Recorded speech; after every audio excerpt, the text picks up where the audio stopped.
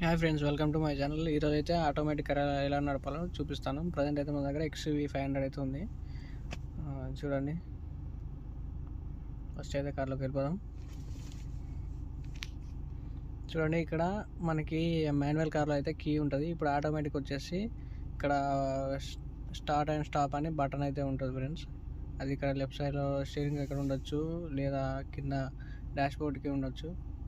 అది మాత్రం సపరేట్ ప్లేస్లో ఉంటుంది. మనకి గేర్లు కూడా వచ్చేసి ఈ విధంగా PRND అని ఉంటుంది. P for parking, R for rivers, N for neutral, D for drive mode, ఇలాంటి ఆప్షన్స్ ఉంటాయి.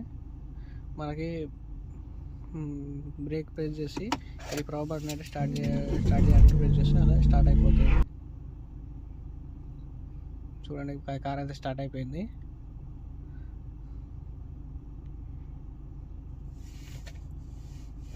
ఇప్పుడు చూడండి, మనకు హ్యాండ్ బ్రేక్ అయితే వచ్చేసి కొన్నిటికి ఇలా మన నార్మల్గా ఉంటుంది, కొన్నిటికి హైడ్రాలిక్ సిస్టంలో బటన్ లాగా ఉంటుంది. ఇప్పుడు చూడండి, ఇప్పుడు బ్రేక్ ప్రెస్ చేసి ఈ గేర్స్ అనేది షిఫ్ట్ చేసుకోవాల్సి ఉంటుంది మనం. చూడండి, ప్రజెంట్ అయితే డ్రైవ్ మోడ్లో పెట్టేశాను, D ఫర్ డ్రైవ్ మోడ్. ఇక్కడ చూడండి, మన స్క్రీన్లో కూడా D అనేది చూపిస్తూ ఉంటుంది, అది గేర్ సిస్టమ్ ఏ మోడ్లో ఉన్నది.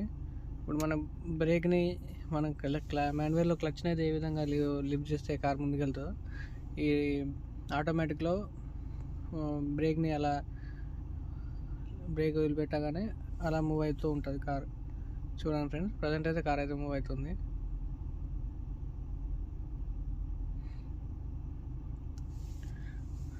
ఇప్పుడు మనము డ్రైవ్ మోడ్ అయితే చూపించాను కదా, ఇప్పుడు మన రివర్స్ మోడ్ ఎలా చేయాలో చూస్తాను.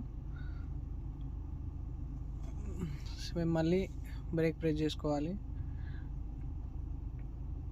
చూడండి, మళ్ళీ బ్రేక్ ప్రెస్ చేసుకున్నాను. బ్రేక్ ప్రెస్ చేసుకొని లివర్ని మళ్ళీ R పైనకి తీసుకొచ్చాను, అంతే. మన స్క్రీన్లో R చూపిస్తుందా, రివర్స్ మోడ్లో ఉంది వెహికల్ అయితే. చూడండి, ప్రస్తుతానికి అయితే రివర్స్ వెళ్ళిపోతుంది.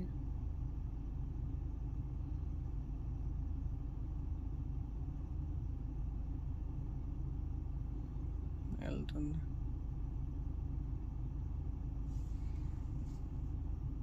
చాలామంది అనుకుంటారు మాన్యువల్ కంటే ఆటోమేటిక్ కష్టం అని, కానీ మాన్యువల్ కంటే ఆటోమేటిక్గా చాలా ఈజీ ఫ్రెండ్స్. చూడండి, ఇప్పుడు వెహికల్ అయితే రివర్స్ వెళ్ళిపోయింది. చూడండి, ఇప్పుడు ప్రస్తుతానికి అయితే మళ్ళీ కార్ని ఒకవేళ మనం ఆపాలనుకుంటే మాత్రం పార్కింగ్ మోడ్లోనే ఉంచాలి. ఇదిగో చూడండి, నేను పార్కింగ్లో పెట్టాను.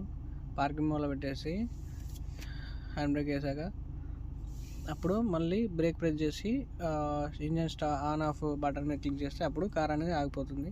ఒకవేళ మనం వెహికల్ కానీ రివర్స్ మోడ్లో డ్రైవ్ మోడ్లో ఉన్నప్పుడు పవర్ బటన్ ప్రెస్ చేసినా కానీ ఇంజన్ అనేది స్టాప్ కావదు, మనకు మెసేజ్ అనేది చూపిస్తుంది. ఇప్పుడు చూడండి, ప్రెస్ చేశాను, కార్ ఆగిపోయింది.